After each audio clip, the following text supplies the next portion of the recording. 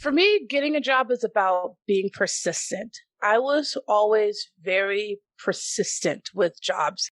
In the beginning, I wasn't very persistent. I'd send an email here and then be like, oh, well, they never responded to my email. So I guess, they weren't interested or something. And I had to learn that it wasn't just about sending one email. It was about constantly sending an email without being spammy. Okay. We're not spamming people here.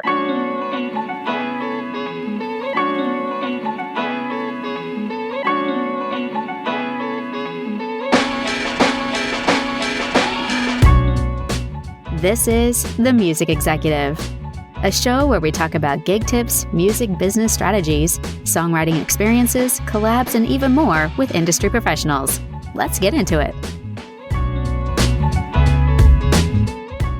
Welcome to the show. My name is Cinnamon Denise. That's cinnamon like the spice, Denise like Denise. And I'm so excited to have this guest on the show today. Today, our guest is an Austin-based audio engineer who has worked on so many productions to include, but not limited to, Hamilton in the Heights, 42nd Street, and Little Mermaid. She works so many festivals in town, and she's a member of Sound Girls and the Audio Engineering Society. Tangela is who we have today. Tangela, if you could pick one song to be your walkout song, what would it be? Oh man, that's a good song. My walkout song. Oh, there's this song. Oh my goodness. Okay, so there's this musical called Mean Girls the Musical, and I've been super in love with the song called I'd Rather Be Me. And I feel like right now that would be like the song that would be my walkout song. Nice. That's just from the title. I'm like, okay, I got to listen to this song. I got to listen to it. Man, Tangela is an amazing individual, y'all. She has done so many projects, worked on so many things, and she's just really getting started. We were talking yesterday about what she's planning on doing. So Tangela, you want to tell us a little bit about your background and where you're going? Yeah, so I started doing audio when I was like in junior high at church. Good old church girl, right? That's usually a lot of people's common intro to audio. And so I was able to start off there and really have a group of people who really let me kind of be free in figuring out what audio was supposed to look like for me. We also had, when I got older and I got into college, kept doing audio through churches, started doing more audio through university. Originally went to school to do audio, and then I changed to math degree because I'm a nerd like that, and it's great. And so over the years, I just kept doing live sound. I kept trying to build a career doing that in whatever capacity I could. And now, today, here I am still doing live sound, and it's great. But now instead, I've transitioned more into podcasting, and that's been really great. And having my own podcast, which is just kind of crazy, but a lot of fun. So, yeah. Nice. Well, so much information there. And the thing is, y'all, Sound Girls, she's gone to the Omni Sound Project classes, which we have had the director of the Omni Sound Project on the show as well. The thing with Tangela is that she is a professional in-house audio engineer, and she is going to talk to us a little bit about some audio engineer pet peeves. So what are some pet peeves that you've experienced running sound? I just don't like rude people. I know that sounds like super lame, but if I'm going to be honest, my number one thing is rude people. And that can include being overly arrogant. That can include a plethora of things. But my biggest thing is that if you're going to be in the world of live sound, especially, and just in the world in general, just as life tips, let's not be rude to each other. Like we're all going to have strengths and weaknesses, and that's fine. We're not all going to know everything all the time, and that's also fine. But realizing that sometimes you just got to ask questions, but there's no need to be mean to each other. There's no need to be disrespectful. And I think more times than not, people come into this space with that attitude and that arrogance and that rudeness, and they present that to the world as like, oh, well, I'm a sound engineer, and that's how sound engineers are. And it's like, that shouldn't be the standard. And if that's what you're used to, then maybe you should try to encourage people and to be a better example, to be kind and to be, I mean, I don't know. I just don't like people being rude and disrespectful because that's just unnecessary. It's an unnecessary way to approach a job. Now, are you saying people being rude, like the people performing? Are you saying just everybody? All people. I've had clients who are rude to me and who are disrespectful. Obviously, you have to check them in a kind way. Tell them, hey, your behavior is unacceptable. This is my catchphrase, and it's what I say to my niece and my nephews as well. I'm like, your behavior is unnecessary and unacceptable. I'm going to need you to take a moment and readjust. And I think that mindset is just something that I constantly carry around with when I'm with clients, when I'm with other sound engineers who are treating me like I'm stupid because I'm a female or because I'm Black or because they're just having a bad day. Like there's whatever the reason, it's just no matter who you are and what space you're in, it's just not necessary to be rude and disrespectful to people. And I just think ultimately we would all get a little bit further as, sound engineer in any of our relationships, whether that's sound engineer to musician, sound engineer to other sound engineers. I just don't think it really matters. It's just, let's not have that mentality. Right. I totally agree with that. It's a lot of effort to be rude to people, and it's a lot of effort to be on the receiving end of that too. It's exhausting. And do you have any other pet peeves? Not being prepared. I can't stand people who aren't prepared.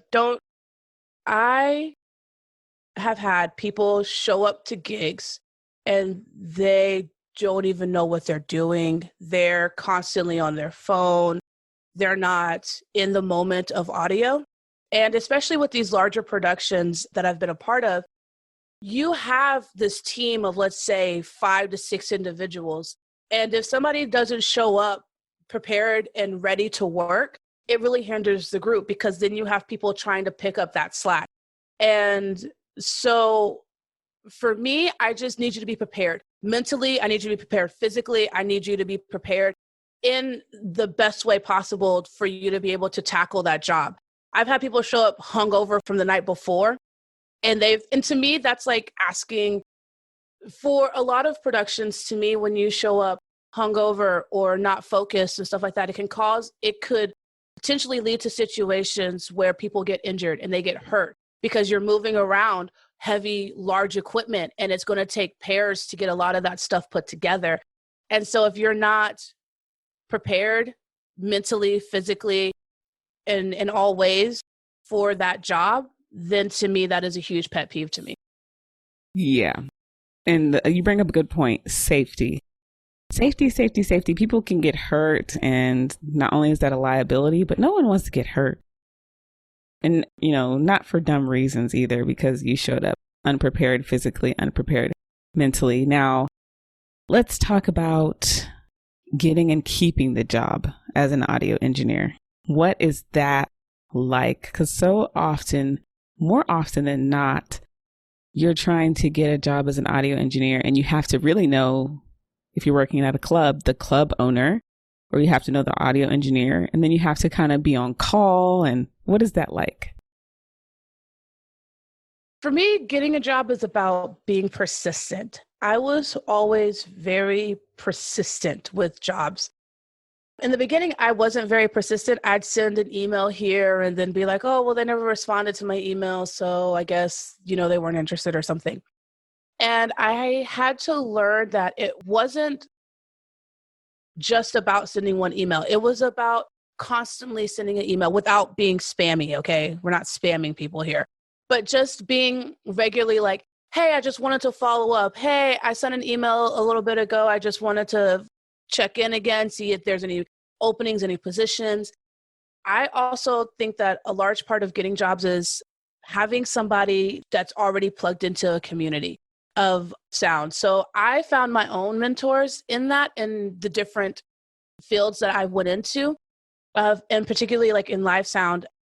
I found a lady who was like, let me give you some advice. She sat me down and was like, I'm going to tell you right now, the way that you dress doesn't persuade people to convince them that you want to do this or that. And it was just a lot of things like that. And so I think for me, getting a job is about being persistent and trying to find people who are willing to help you. And that can be difficult, but it's not an easy field. Audio isn't easy. So you kind of got to have that mindset and that attitude. As for keeping a job, I think the biggest thing is being willing and ready to work and being open.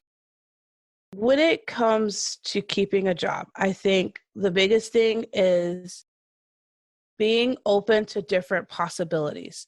There are a lot of times where you might not know every single little detail, but you have the skills to figure it out. So if you have the skills and the knowledge to figure it out, and all you're missing is like, oh, I've never used, for example, let's say I'd never used the Yamaha CL5 before, right? Soundboard. But I've used other digital consoles before. Like, let's say I know how to use the Allen and Heath QUC series or something like that.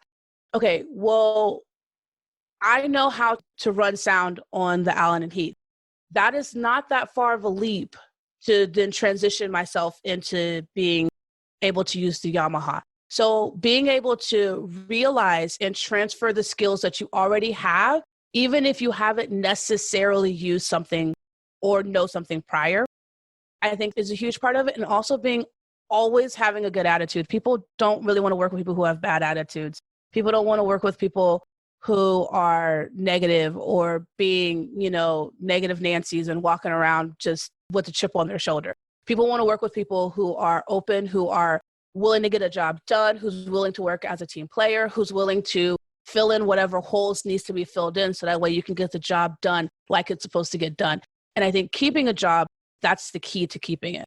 So the thing about all those things that Tangela has said, the main thing, even from the pet peeves to keeping the job, to getting the job, is your attitude. This is all about your attitude. This is about the way you approach things. Your attitude determines your altitude.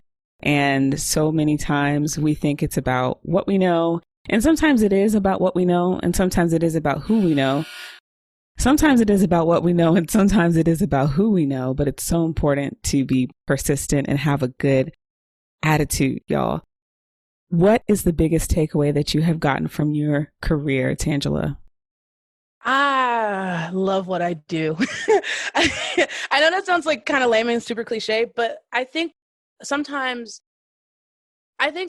because I've been doing it for so long that at one point I really did wonder, like, do I really love audio or am I just doing it because it's what I've always done? And in actuality, I genuinely just love what I do. And it took me a little while to realize that. But now that I'm here and I'm doing the things that I'm doing, I realize that my biggest thing is that I love what I do. So no matter what happens, I'm always going to continue to grow and be better. And that's all I could really ask for of myself. And so that's my mindset on that. Y'all, you got to love what you do. If you're spending hours doing it, you have to realize, because audio engineers work long hours. They're the first people there. They sit, they're there through the show working. Like, you have to be engaged through the show. And then they're there stripping everything down, tearing everything down. So that's the thing. And sometimes they're there during the week having to set up, prepare for things. It's a lot of work. Let me tell you, this episode is not about me, but I've run sound before. And that's when I found out that I didn't want to run sound because I wasn't passionate about it. And the amount of work for me not being passionate about it was not worth it. So that's a good takeaway. Is there anything else you want to share? Audio there's a large umbrella under the title of audio. So to find what you're passionate about, just try different things. Find what makes you happy in audio and then go from there. I think a lot of times people, they enter into the world of audio and they're like, oh, I'm only going to do this one thing and this one thing only. And it's like, yeah, you could do that one thing and that one thing only, but what about all these other things? Or what about all these other ideas that could lead to other things? Tangela, thank you so much for being on the show. Where can the audience follow you? First, you can follow me on my website, because that has everything on it. So beatsinabottle.com, and it's beats like a music beat, not like the vegetable beat. Somebody asked me that the other day. Thought that was interesting. I was like, not putting beats in bottles. That's cool. But yeah, so beatsinabottle.com. Then you can also find me on Instagram at Let's Talk Audio Podcast and the Beats in a Bottle podcast. My podcast is basically a podcast about minorities in audio. I interview them. We talk about their lives, their careers, how they've gotten to where they are, and stuff like that. A lot of really great stuff. It's a really fun podcast. It's about a lot of interesting topics, especially with like the different ladies doing different things in audio, and not even just in terms of running sound, but even people who are organizing different organizations to support women in audio. So it's been really cool. Nice. So y'all, you're about to hear part of an episode from the Let's Talk Audio podcast. The guest was Amanda Justice. Thank you, Tangela, so much for being on the show. Y'all, we'll talk soon. But I remember reading an article where they were talking about writing a software that would allow an AI to hear the sound, mix it based off of frequency recognition, and then all that needed to be set up was like the band has to plug into the board, the software's on the board, and then that's it. I guess my thing with that would be the only difference is the computer could only do it right. And there are a lot of times that the only way to make things sound the way they should is to do things really wrong.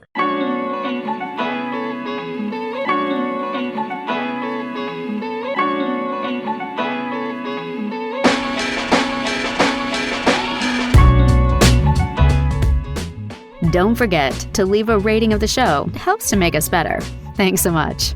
Y'all take care.